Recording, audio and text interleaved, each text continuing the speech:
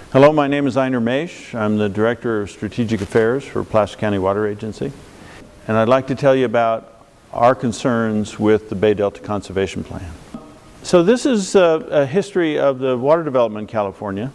The first major project was the Los Angeles Aqueduct in 1908. The city of Los Angeles ran an aqueduct up through the Owens Valley all the way to Mono Lake. They took a bit more water than they should have. Eventually there were lawsuits and they had to give some of that water back. The next major development project was Hetch Hetchy in 1932. The city and county of San Francisco developed Hetch Hetchy Reservoir adjacent to Yosemite, and there's an aqueduct that runs underneath the valley and brings water over to the peninsula and provides their water still today. The third major project was the McCollamy Aqueduct by East Bay Mud. They built Comanche and Pardee Reservoir on the McCollamy River and piped it across the valley, and that serves the East Bay. The second major water supply project for the Los Angeles area was the Colorado River Aqueduct, built in 1932. This was a project, Colorado River, they had a 4.4 million acre-foot water supply contract from the Bureau of Reclamation. They ended up overdrafting that contract by more than 1 million acre-feet. That water belonged to the state of Arizona. Arizona sued, and eventually they had to give that water back. In 1937, the Central Valley Project, which in Northern California includes Lake Shasta, Trinity, and Folsom Reservoir, this project came onto the books, and there began to be a conversation about the area of origin. So there are all these projects that are taking water, an imperialistic development of water supplies in the areas where they are, and an importation of that water into the areas of need for urban growth in Los Angeles and for agriculture in San Joaquin Valley. And Northern California said, hey, wait a minute, we need a water supply for our future development as well. And there was a grand deal struck. And the deal was that Southern California and the San Joaquin Valley could take the surplus from Northern California. But Northern California had to be assured that it would have a reliable supply for its future as well. So that arrangement was made. The Watershed Protection Acts were passed by the state legislature, and the project moved forward. And then the last major development project in California was in 1960, the State Water Project. They built Oroville Reservoir, and this was the third major water supply to Southern California for urban development. And this project, like previous projects, they overdrafted the water supply. In this case, it was the availability of the delta to withstand the strain of moving water through the delta.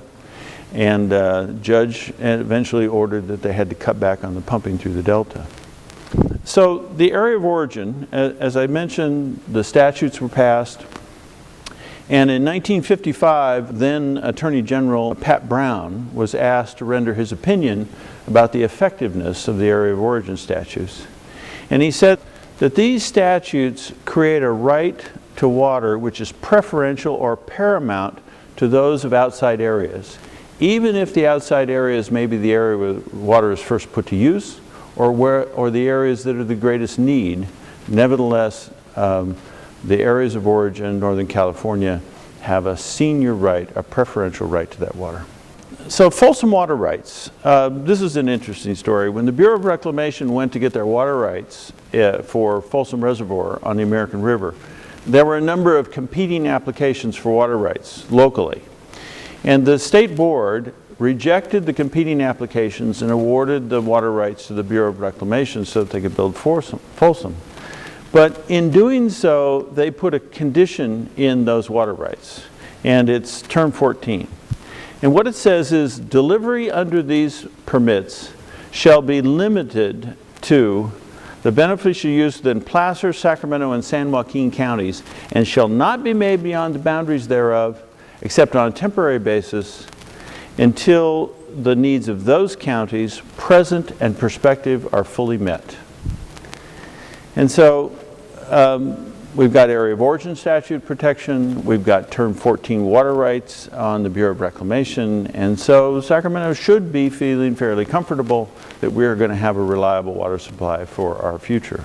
But as we'll see, the BDCP puts that at risk. So the megatrends in California water are growth, environmental regulation, and climate change. So growth, we all understand growth. We live in California. Since World War II, the population of California has gone up by a factor of 5. It's doubled since 1970. It's currently 38 million and projected to go to 50 million by the time we get to 2050. So growth is definitely driving an increase in demand for water in California, and has for a long time. Environmental regulation is interesting. It isn't that the environment in California doesn't need the water. Nobody really doubts that it does. But since 1990, we have seen a reallocation of the resources from the state and federal projects from Shasta and Oroville and Folsom being dedicated to environmental purposes.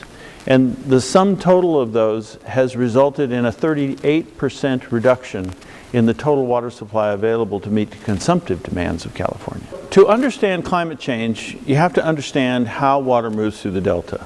We've got the McCollum Aqueduct and the Hetch Hetchy Aqueduct, which brings water from the Sierras over to the Bay Area. And then for Southern California, the water comes down the Sacramento River, and it has to work its way through the delta and get to Clifton Court Forebay. Once they've got the water in Clifton Court Forebay, they've got it captured, they can put it in the pumps, they can take it south in the canals that you see along I-5. So here's an animation of how that works. So like I said, the water comes down the Sacramento River and then to the confluence with the San Joaquin River, and then flow back up the San Joaquin River before it can resume going south and get down to Clifton Court Forebay. When the environmental conditions are correct, they can open up the Delta Cross Channel. This was really the first effort at doing sort of a peripheral canal. And when the cross channel is open, they can move water down the east side of the delta to get down to Clifton Court Forebay. And then finally, you've got the San Joaquin River coming in from the south. The flows are relatively low and the water quality is not terribly good, and so there's not much help from the San Joaquin in meeting these demands. And then, like I say, once you get to Clifton Court Forebay, you've got the State Water Project and the Central Valley Project pumps, and they take water to Southern California. So here's an overview of the delta. And here's Clifton Court Forebay down in the southern corner of the delta. And here's how the water goes down the Sacramento, back up to San Joaquin in order to get there. And here's where the salt water is. So all of the bay, San Francisco Bay, is salt water. And the saltwater and freshwater mix in Suisun Bay in this location labeled as X2. X2 is where the saltwater concentration is 2 parts per thousand. And as you can see, there's kind of a delicate balance here, because if the salt water moves too far east, it gets caught up in the return flows up to San Joaquin, and they end up getting salt water to the pumps. And of course, nobody wants that because nobody drinks salt water. So here's air temperature history taken from ice cores, and you can see that there's been this oscillation of warm and cold and warm and cold and warm and cold that's been repeating over the last 400,000 years. And for the last 10,000 years, you'll notice it's been warm. If you remember your geology, 10,000 years ago was the end of the last ice age. So in that 10 or 15,000 years before the current warm period, a huge amount of the Earth's water was put into glaciers and stacked on the land. It was during this period that the glaciers in the Sierra Nevada got so big that it sheared off Half Dome. Here's another Google Earth picture. And what you can see off the coast of California is called the continental shelf. And at the edge of the continental shelf, you can see the Farallon Islands. 10,000 years ago, you could walk to the Farallon Islands, 20 miles off the coast of California. That coastal plain was dry. The point of this is sea level's been rising for a long time. It's been rising for the last 10,000 years. Here's a record of the last 100 years of sea level rise. So sea level has risen 8 inches in the last 100 years. So if you're looking at this future of rising sea level and the potential to have your current intakes for the state and federal projects moving water south flooded with salt water, what do? And the answer is you build the Bay Delta Conservation Plan. This is a plan that intends to move those intakes from their current location at Clifton Court Forebay upstream on the Sacramento River to just below the city of Sacramento. That will allow them to be safe from rising sea level and out of the area of influence for the threatened and endangered species that inhabit the delta. It would allow for greater winter and spring diversions during high flows, which would be a good thing for all of us. But there's no resolution of the increasing delta salinity, what that means for the Endangered Species Act issues. So the key assumptions of the Bay Delta Conservation Plan are that sea level is going to rise 17 inches by 2060, but that all of the existing delta water quality requirements are going to remain unchanged. So let's talk about how this affects Folsom. Folsom is actually relatively small for the size of the drainage basin. So Folsom stores just under 1 million acre feet, but the average annual runoff into Folsom is 2.6 million acre feet. And so for the Bureau of Reclamation, they have to keep enough empty space going into the winter that if it's a flood year, that they prevent the city of Sacramento from flooding. But they have to keep enough water in the reservoir that if it's a drought year, that there's enough water supply to meet the needs of the 500,000 people that are dependent on Folsom Reservoir for their water supply. And this is a difficult challenge with such high variability between floods and droughts and such a small reservoir. And if you add on to the responsibilities of Folsom, the job of trying to maintain delta water quality standards, keeping X2 at its current location when sea level rises, this is what happens. This is the modeling out of the Bay Delta Conservation Plan, and what it shows is that Folsom will be driven to dead pool in more than 10% of years. So the impacts of dead pool. What dead pool means is that the water level in Folsom Lake gets to the point where it's below the outlets to City of Folsom, City of Roseville, and San Juan Water District. The municipal providers who serve water out of Folsom Lake will no longer be able to get any water out of Folsom Lake. That's dead pool. And what it means is there'll be 500,000 people that won't have any water for months at a time. The Lower American River aquatic ecosystem will be destroyed. And the inner delta gets flooded with salt water anyway, because when Folsom and Shasta are empty, you no longer have any resources to hold back the tide. So the Bay Delta Conservation Plan objective is to protect the exports from rising sea level. And what it should be is to identify a statewide solution to rising sea level that protects everyone. So what's needed? We need an operations plan that identifies the changes to regulatory requirements, operations, and infrastructure necessary to adapt to continuing sea level rise and not drain North State reservoirs. And that's kind of an obvious statement. Why wouldn't you do that? And the answer is because it's really hard. And the reason it's hard is because you can't meet all of the current regulatory requirements without draining the reservoirs. We don't have a system that allows the regulatory requirements, our environmental objectives in the state of California, to adapt to changes in climate. The next issue is governance. Southern California has demonstrated an insensitivity, let's call it, to the needs of those areas from which they're withdrawing water. So the Owens Valley, Mono Lake, Arizona, the Delta, these are all examples of where the economic mandates, the economic priority of urban development in Southern California has trumped the issues of impacts in the areas where they brought water supply in. And so I really believe that if we're going to protect, if we're going to get the protections that are in the area of origin protection statutes and see those into the future, that whatever gets built by Southern California to improve their water supply, that Northern California has to have a seat in the governance of that. It's the only way we're going to be able to make sure that we can protect ourselves. So we've got other things happening that are sort of maybe help, maybe compound the situation.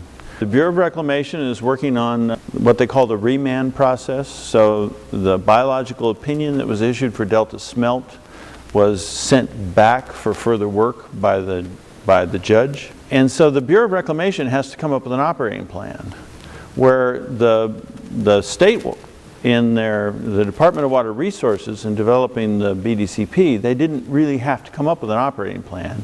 They had to do modeling to show the impacts of the project. And they didn't think they needed to do an operating plan. But the Bureau is going to have to do a real operating plan. And now that we've got on the horizon these climate change issues, they're going to have to do it with climate change. And that's an opportunity for us, because they're going to reach different conclusions about how the project is going to be operated than the Department of Water Resources. The other thing that's going to help us is that there's going to be federal money, or at least there's a hope that there's going to be federal money put into the BDCP project. And for the federal government to put money in, they have to have a federal nexus to those funding issues. And furthermore, they have to turn around and assess costs to recover those funds from their water and power users. And so the operations plan that clearly explains what the federal benefit's going to be and exactly who is benefiting by how much, again, is going to help us, because it's going to drive us to needing and successfully completing an operations plan. So we need to stop the tunnels until we can get an operation plan that works. It's going to take a lot of political will to solve this problem, and we need everybody to be in the game. The Department of Water Resources has released a 34,000-page draft Bay Delta Conservation Plan in December. So we've got a 120-day public comment period that's ending in April 2014. And we'll be putting our comments on the record, like everyone else. So what can you do? You can join the North State Water Alliance in its attempt to stop the tunnels until the Department of Water Resources adopts an operation plan that works. Your organization can take a formal position against the BDCP, and you can personally write letters to those who oversee the production of the plan. In closing, these tunnels, the Bay Delta Conservation Plan is going to be the issue of the coming decade. This is going to take a long time to resolve. It's something that may affect the lives of almost everybody in California. We need everybody to be paying attention. We need the legislature to recognize how important this is. We're going to need the political will of not only the people but the legislature to move forward and solve this problem in a way that doesn't throw part of the state under the bus to the benefit of the other part of the state. We need a solution that's going to work for everybody. We need an operations plan that everybody can understand and which is fair to all parties.